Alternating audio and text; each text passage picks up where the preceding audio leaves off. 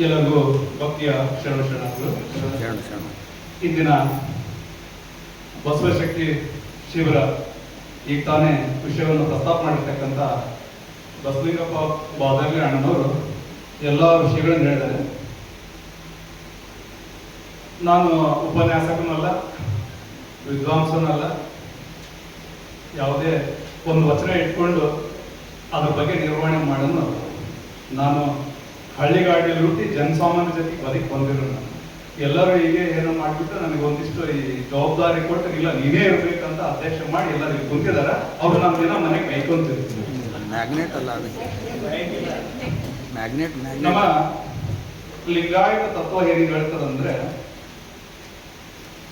ಇಷ್ಟಲಿಂಗ ಪೂಜೆ, ಕಾಯಕ ಮತ್ತು ದಾಸೋಹ, ಇವು ಮೂರು ಇದೆ ಸಾಕು.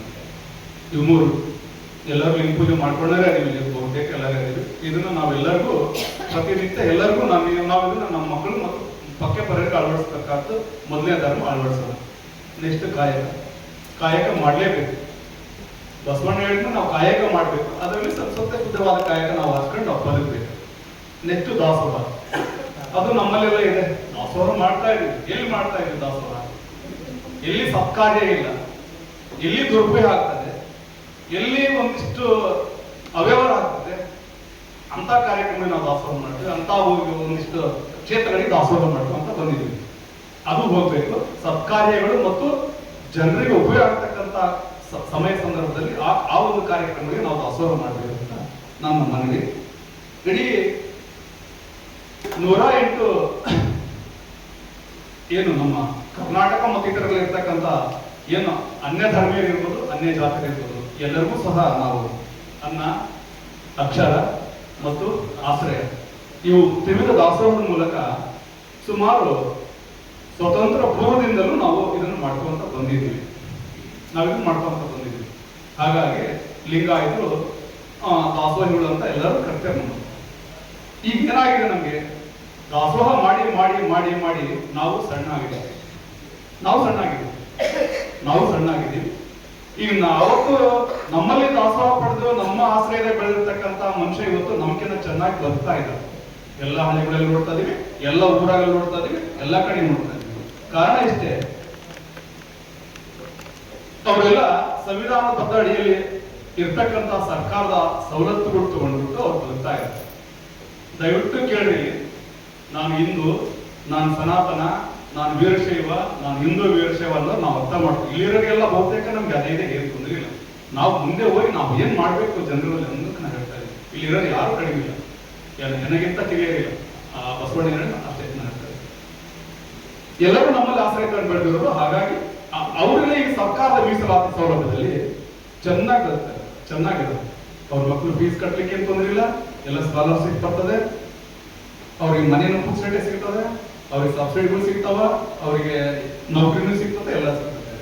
ಇವತ್ತು ನಮ್ಮ ಎಕ್ಸಾಂಪಲ್ ನಮ್ಮ ವಿಜಯನಗರ ಜಿಲ್ಲಾ ತಗೊಳ್ತೀನಿ, ಇಲ್ಲ ಅಖಂಡ ಬಳ್ಳಾರಿ ಜಿಲ್ಲಾ ತಗೊಳ್ತೀನಿ. ಅಖಂಡ ಬಳ್ಳಾರಿ ಜಿಲ್ಲಾದಲ್ಲಿ ಸುಮಾರು ನಾವೇನು ಮತದಾರರು ಏನಿದ್ದೀವಿ, ಸುಮಾರು ಲಿಂಗಾಯತರು 5.5-6 ಲಕ್ಷ ಮತದಾರರಿದ್ದೀವಿ.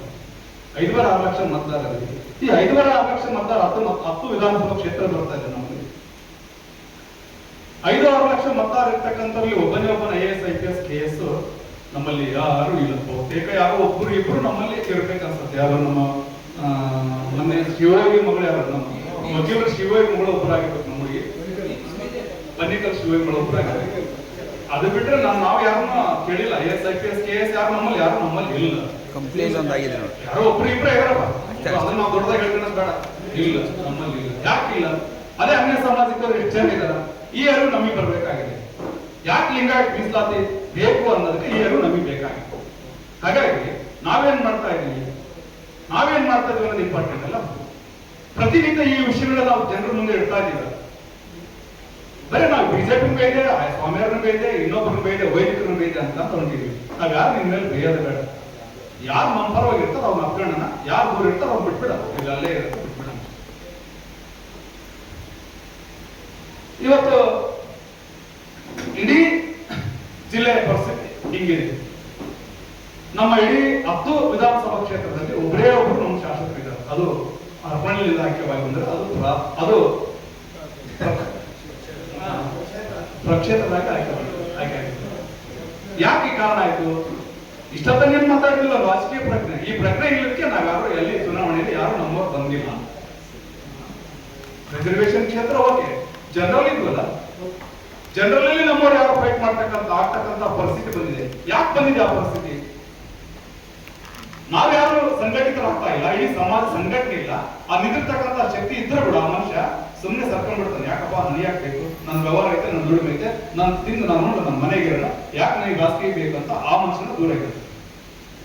ಹಾಗಾಗಿ ಬಸವ ಮೀಡಿಯಾ ಮತ್ತು ನಮ್ಮ ಎಲ್ಲ ಹಿರಿಯ ಸಾಹಿತ್ಯ ಶರಣರು ಸೇರಿಕೊಂಡು ರಾಜಕೀಯ ಪ್ರಜ್ಞೆ ಬೆಳೆಸ್ಕೋಬೇಕು ಅಂತ ಈ ವಿಷಯ ಇಟ್ಕೊಂಡಿದಾರಲ್ಲ, ಪ್ರಜ್ಞೆ ಬೇಕು. ರಾಜಕೀಯ ಪ್ರಜ್ಞೆ ಇಲ್ಲಿದ್ರೆ ನಮ್ಗೆ ಯಾರಿಗೂ ಉಳಿಗಾಲಿಲ್ಲ, ಯಾರಿಗೂ ಉಳಿದಿಲ್ಲ. ಯಾಕಂದ್ರೆ ಇವತ್ತೆಲ್ಲರೂ ಆಗಲೇ ಪ್ರಬಲವಾಗಿ ಬೆಳೆದ್ಬಿಟ್ಟಿದ್ದಾರೆ. ನಾವೇ ಕೆಳಗಿರೋದು, ನಾವೇ ಕೆಳಗಿರೋದು. ಆಗ್ಲೇ ಈಗ 40-50 ವರ್ಷದ ಕೆಳಗೆ ಹೋದ್ರೆ ನಮ್ಗೆ ಮೀಸಲಾತಿ ಅವಶ್ಯಕತೆ ಇರಲಿಲ್ಲ. ಅವತ್ತು ನಾವ್ ಯಾರು ಹೋರಾಟ ಮಾಡಿಲ್ಲ. ಯಾಕಂದ್ರೆ ಅವತ್ತು ನಾವೆಲ್ಲ ಪ್ರಬಲವಾಗಿದ್ದೀವಿ, ಲಿಂಗಾಯತ್ ಮಂತ್ರಿನೂ ಚೆನ್ನಾಗಿದ್ದು, ಅವತ್ತು ನಮ್ಮ ಸ್ಥಿತಿಗತಿ ಚೆನ್ನಾಗಿತ್ತು. ಇವತ್ತು ನಾವು ಬಡವಾಗಿದ್ದೀವಿ. ಈಗ ಬೇಕಾಗಿದೆ. ಯಾರೋ ಬೆರಳಿನಕ್ಕೆ ಎಷ್ಟು ಜನ ಮಾತ್ರ ನಮ್ಮಲ್ಲಿ ಶ್ರೀಮಂತರೇ ಇದ್ದಾರೆ, ಬಹುತೇಕ ಎಲ್ಲ ಬಡವರೇ ಇದ್ದಾರೆ. ಯಾಕಂದ್ರೆ ನಾನು 20-25 ವರ್ಷ ರಾಜಕೀಯದಲ್ಲಿ ನೋಡ್ತಾ ಇದ್ದೀನಿ.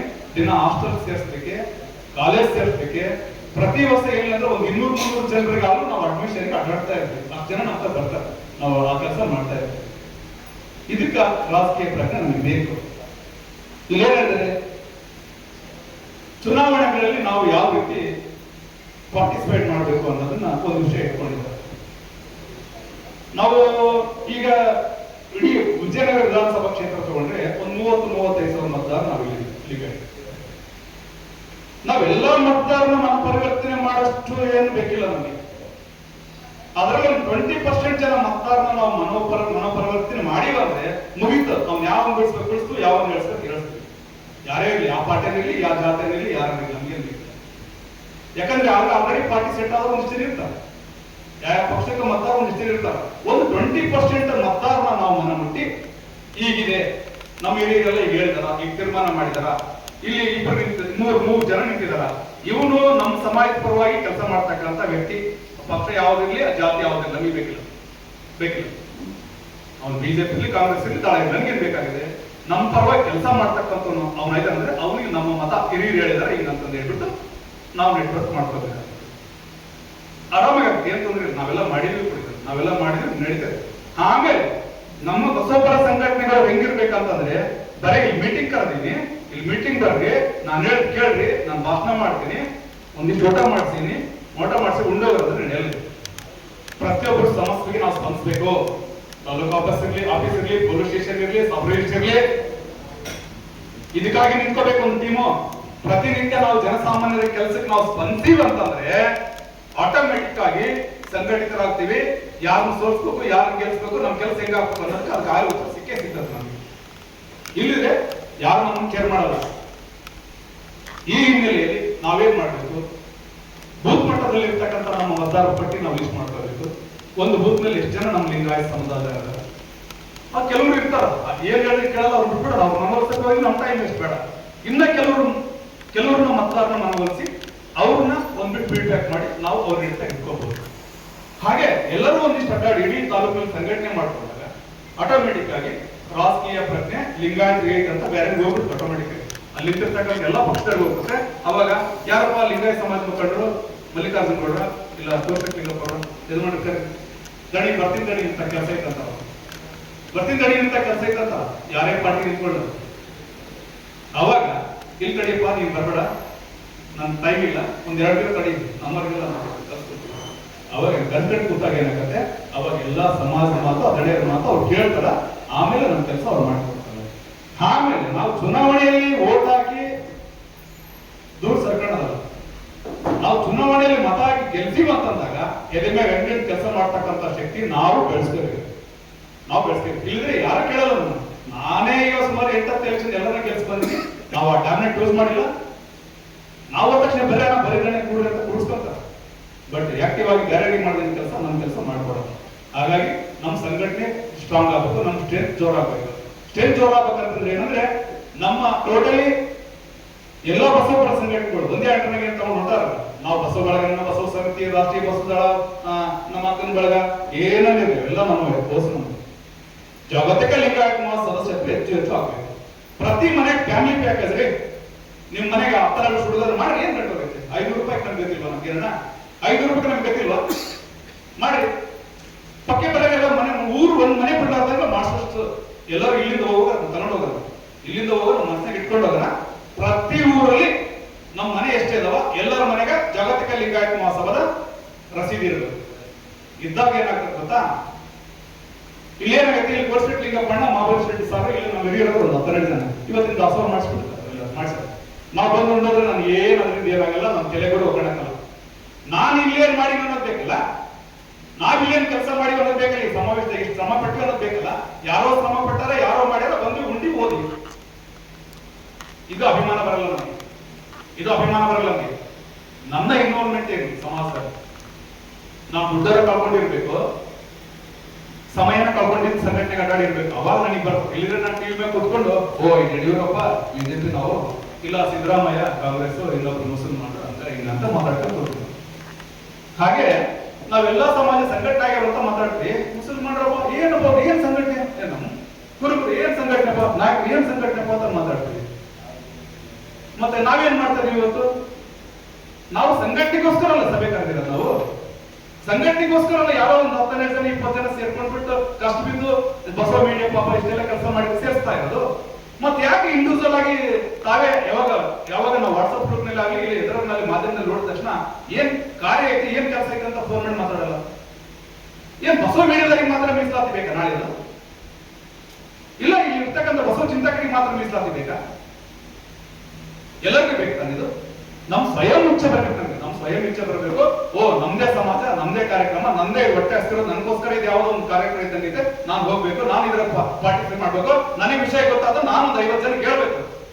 ಅಷ್ಟು ಹೇಳೋ ಶಕ್ತಿ ನಮ್ಗಿಲ್ವಾ? ಅದೇ ಒಬ್ಬ ಮಂತ್ರಿ ಬರ್ತಾನೆ, ಒಬ್ಬ MLA ಬರ್ತಾನೆ ಅಂತ ಏನ್ ಮಾಡ್ತೀವಿ? ಒಂದು 5,000 ರೂಪಾಯಿ ಹಣ ತಗೊಂಡು, 1,000 ರೂಪಾಯಿ ತಗೊಂಡು, 1,000 ರೂಪಾಯಿ ಶಾಪ್ ತಗೊಂಡು ನಿಂತ್ಕೊಳ್ತೀವಿ ನಾವು ಇನ್ನೊಬ್ಬರಿಗೆ ಅಲ್ಲಿ ಗುಲಾಮರಾಗಿ. ನಮ್ಮಂತ ಕರ್ಕೊಂಡ ಶಕ್ತಿ ಈ ಸಂಘಟನೆಗಿದೆ. ಹಾಗಾಗಿ ಸಂಘಟನೆ ಸ್ಟಾರ್ಟ್ ಮಾಡ್ಕೊಂಡಾಗ ಇಲ್ಲಿ ಯಾರಿಗೆ ಸಮಸ್ಯೆ ಇಲ್ಲ ಅನ್ನಂಗಿಲ್ಲ, ಎಲ್ಲರಿಗೂ ಸಮಸ್ಯೆ ಅದಾವ. ಅನ್ಯ ಸಮಾಜದಿಂದ, ರಾಜಕಾರಣಿಗಳಿಂದ ಎಲ್ಲರೂ ಒಂದಿಲ್ಲ ಒಂದ್ ರೀತಿ ನಾವು ಸಮಸ್ಯೆ ಎದುರಿಸ್ತಾನೆ ಇದೀವಿ. ಎಲ್ಲರೂ ಆಲೋಚನೆ ಮಾಡ್ಕೊಂಡು ಹೋಗಿ ಸಮಸ್ಯೆ ಎದುರಿಸ್ತಾ ಇದೀವಿ. ಹಾಗಾಗಿ ಈ ಸಮಸ್ಯೆಗಳಿಗೆ ಉತ್ತರ ಅಂದ್ರೆ ಸಂಘಟನೆ ಸ್ಟ್ರಾಂಗ್ ಆಗ್ಬೇಕು. ನಾವು ಆದಾಗ ಮಾತ್ರ ಅವ್ರು ಸಮಾಜ ಇದೆಪ್ಪ, ಅವ್ರದ್ದು ಕಮಿಟಿ ಇದೆ, ಅವರೆಲ್ಲ ಬರ್ತಾರ, ಅವ್ರು ಕಾನೂನು ಪ್ರಕಾರ ನಮ್ಮ ವಿರುದ್ಧ ಹೋರಾಟ ಮಾಡ್ಬೋದು. ಈಗೆಲ್ಲ ಒಂದು ಊರಾಗ ಈ ಧರ್ಮಸ್ಥಳದಾಗ ಏನೋ ಆಯ್ತು ಅನ್ಕೊಂಡು ಹಿಂದೆ 1-2-3 ಕೇಸಿಗೆ ನಾವು ಧರ್ಮಸ್ಥಳಕ್ಕೆ ಹೋಗಿದ್ವಿ, ಪೊಲೀಸ್ ಸ್ಟೇಷನ್ಗೆ ಹೋಗಿದ್ವಿ. ಒಬ್ಬನಿಗೆ ಅನ್ಯಾಯ ಆದಾಗ ನಾವು ಕುಂತ್ಕೊಂಡು ಬಿಡ್ಲಿಲ್ಲ. ಅವ್ನು ಯಾವ ನಮ್ಮನ್ನು ನೋಡಿದ ಅವ್ನು ತಂದು ಕರೆದು ಕೂರ್ಸ ಮಟ್ಟ ಬಿಡ್ಲಿಲ್ಲ ನಾವು ಪೊಲೀಸ್. ಹಂಗ ನ್ಯಾಯ ಕೊಡಿಸ್ತಕ್ಕಂಥ ರೀತಿ ನಾವು ಹೋರಾಟ ಮಾಡಿದಾಗ ಅವಾಗ ಶಕ್ತಿ ಸ್ಟ್ರಾಂಗ್ ಆಗ್ತದೆ. 10 ವಚನ ಬರ್ಕೊಂಡೆ 10 ವಚನದ ವಿಸ್ತರಣೆ ಮಾಡಿ ಅದು ಬೇಕು ನಮಗೆ. ಅದು ಬೇಕಿಲ್ಲ ಅಂತ ನಾವು ಹೇಳ್ತಾ ಇಲ್ಲ, ಅದು ಬೇಕು. ಅದು ಜೊತೆಗೇನು ನಾವು ಸಮಾಜಮುಖಿಯಾಗಿ ಕೆಲಸ ಮಾಡ್ಬೇಕು. ಸಮಾಜಮುಖಿಯಾಗಿ ಕೆಲಸ ಮಾಡಿಲ್ಲ ಅಂದ್ರೆ ನಾವು ಸಂಘಟನೆ ಕಟ್ಟಕ್ ಆಗಲ್ಲ. ಆಯ್ತು, ಇಲ್ಲೆಲ್ಲ ನಾವೇ ಹೇಳ್ತೀವಿ ಅನ್ಕೊಂಡ್ರಿ, 12 ಜನ ಸೇರ್ಕೊಂಡ್ರಿ, ಈಗೆಲ್ಲ ಸೇರಿಸಿ ಓಟ್ ಹಾಕಿದ್ವಿ, ಎಲ್ಲ ಮಾಡಿಸಿ ಯಾರೋ ನೀವೇನ್ ಮೇಲಿಂದ ಹೇಳಿದ್ರೆ ಅವ್ರಿಗೆ ಗೆಲ್ಸಿವಿ ಅನ್ಕೊಂಡ್ರಿ. ನಾಳೆ ನಮ್ ಕೆಲಸ ಮಾಡೋದು ಯಾರು? ನಮ್ ಸಮಾಜದ ಕೆಲಸ ಮಾಡೋದು ಯಾರು? ನಮ್ ಸಮಾಜ ಕೆಲಸ ಮಾಡೋದು ಯಾರು? ಹಾಗಾಗಿ ಆಗ್ಲೇ ಬಸವರಾಜ್ ಹೇಳಿದ್ರಲ್ಲ, MB ಪಾಟೀಲ್ ಸುದ್ದಿ ಹೇಳಿದ್ರು. ನಾವು ಮೊನ್ನೆ ಹೋಗಿದ್ದೀವಿ. ಅವರು ಮಿನಿಸ್ಟರ್ ಆದ ತಕ್ಷಣ ವಿಶ್ ಮಾಡೋಣ ಯೋಜನಾ ಜಿಂದಾಲ್ ಏರ್ಪೋರ್ಟಿಗೆ ಬರ್ತಾರಂತ ಗೊತ್ತಾಯ್ತು. ಇಮಿಡಿಯೇಟ್ ಆಗಿ ನಾವು ಹೋದ್ವಿ, 4-5 ಜನ ಹೋದ್ವಿ. ಪಾಪ ಅಲ್ಲಿ ಹೋದ ತಕ್ಷಣ ಅವ್ರು ಕಾರ್ ಹಿಡಿದ್ರು ತಕ್ಷಣ ಅಲ್ಲಿ ಯಾರೋ ಜಿಂದಾಲ್ ಮುಖ್ಯಸ್ಥ ಮುರುಗನ್ ಬಂದ್ರು, MLA ಅನ್ಪೂರ್ಣ ಬಂದ್ರು, ಸಂಡೂರು MLA ಅನ್ಪೂರ್ಣ ಬಂದ್ರು. ಅವ್ರು ಏನಂದ್ರೆ ಗೊತ್ತಾ, 5 ನಿಮಿಷ ನೀವು ಅಲ್ಲೇ ಇರೋದು. MB ಪಾಟೀಲ್ ಅವ್ರ ಗುಣ ಹೆಂಗ್ ನೋಡಿ, 5 ನಿಮಿಷ ನೀವು ಅಲ್ಲೇ ಇರೋದು. ನಮ್ತಾಗ ಮಾತು ಮುಗಿಬಿಟ್ಟು ಅವ್ರ ಮಾತ್ರ ಕೂಡ ಕರ್ಕೊಂಡಿಲ್ಲ. ಪಾಪ ಆ ಮನುಷ್ಯಂತಾಗಿರ್ತಕ್ಕಂಥ ಲಿಂಗಾಯತ್ ಕಮಿಟ್ಮೆಂಟ್, ಅದಕ್ಕೆ ನಾವು ಇಂಥ ಅನೇಕ ಘಟನೆಗಳು ಸಹ ನಾವು MB ಪಾಟೀಲ್ ಅಂತ ನೋಡಿದ್ವಿ. ಆದ್ರೂ ನಾವೇ ರಾಜಕೀಯವಾಗಿ ಯಾರು ಇನ್ನ ಅವ್ರ ಹತ್ರ ಹೋಗಿಲ್ಲ. ರಾಜಕೀಯ ಪಾಪ ನಮ್ಮ ಸಮಸ್ಯೆಗಳಿಗೆ ಹೇಳ್ಕೊಟ್ಟಿಲ್ಲ. ಸಮಯ ಬಿಟ್ಟರೆ ಹೋಗ್ಬೇಕಾಗುತ್ತೆ. ಈಗ ಹೇಳಿದ್ರಲ್ಲ ಬಸವರಾಜ್ ಹೇಳಿದ್ರು, ನಮ್ಮ ಅಲ್ಲಿ ಬಸಲಿಂಗಪ್ಪ ಹೇಳಿದ್ರು, ನಮ್ಮ ಸಮಸ್ಯೆಗೆ ಸ್ಪಂದಿಸ್ತಕ್ಕಂಥ ಲೀಡರ್ಗಳು ಅವ್ರು ಲೋಕ ತಯಾರು ಮಾಡ್ತಿರ್ಬೇಕು. ಅವ್ನು MLA ಆಗ್ಬೇಡ, MP ಆಗ್ಬೇಡ, ಅವ್ನ ತಾಲೂಕ್ ಪಂಚಾಯತ್ ಮೆಂಬರ್ ಆಗೋದು ಬೇಡ. ಒಂದು ಟೀಮ್ ಏನಿರಲ್ಲ, 1-8 ಜನ ಟೀಮ್ ಒಂದೊಂದು ತಾಲೂಕಿನ ರೆಡಿ ಆಗ್ಬೇಕು. ನಾವು ಯಾರು ನಮ್ಮ ಗೆಲ್ಸಿವಿ ಅವ್ರ ಕೆಲಸ ಮಾಡ್ತಕ್ಕಂಥ ಶಕ್ತಿ ಅಲ್ಲಿ ನಾವು ಪಡ್ಕೊಳ್ಳಿಕ್ಕೆ ಬೇಕಾಗ್ತದೆ. ಯಾಕಂದ್ರೆ ದೊಡ್ಡ ಸಮಸ್ಯೆ ಇದಾವ ನಮ್ಮಲ್ಲಿ, ದೊಡ್ಡವರೇ ಸಮಸ್ಯೆ ಹೊತ್ಕೊಂಡಾರ. ಕೆಲವು ಇದಾರಿನ ಜಾರ್ಕೊಂಡ್ಬಿಟ್ಟಾರ, ಯಾವತ್ತೂ ಬರಲ್ಲ. ಅವ್ರನ್ನ ಯಾರು ಇನ್ನೊಬ್ಬ ಸಮಾಜದಾಗ ಒಂದು ಒಲಿತಾರಲ್ಲ, ಅವ್ರು ಒಲಿಗೆ ಬಿಡ್ತಾವಲ್ಲ, ಅವಾಗ ಸಂಘಟನೆ ಗೊತ್ತಾಗುತ್ತೆ. ನಮಗೆ ಬೇಕಪ್ಪ, ಒಂದಿಷ್ಟು ಹೋಗಿ ನಡೆಯಪ್ಪ, ನಮ್ಮವ್ರು ಇವತ್ತೇನು ಮೀಟಿಂಗ್ ಕರೆದ್ರ ಅವಾಗ ಗೊತ್ತಾಗತ್ತ. ಅಲ್ಲಿ ಮಟ್ಟ ಗೊತ್ತಾಗ ಗೊತ್ತಾಗಲ್ಲ. ಅಂತ ಆಗದಾಗಿರ್ಲಿ ಅಂತ ನಾವು ಕೇಳ್ಕೊಂತೀವಿ. ಅವರು ಮನಪರಿವರ್ತನಾಗಿ ನಮ್ಮ ಸಂಘಟನೆ ತೊಡಸ್ಕೊಳ್ಳಿ. ಯಾಕಂದ್ರೆ ಇವತ್ತು ಒಬ್ಬ MLA ಮಾಡಿ ಯಾರು ನಾವೆಲ್ಲ ಸೇರಿ ಅವನು MLA ಮತ್ತು ಅವ್ನು ಹಿಂದಿರೋ 4 ಜನ ಬಾಲ ಬಿಡ್ತಾರೆ ಅಷ್ಟೇ.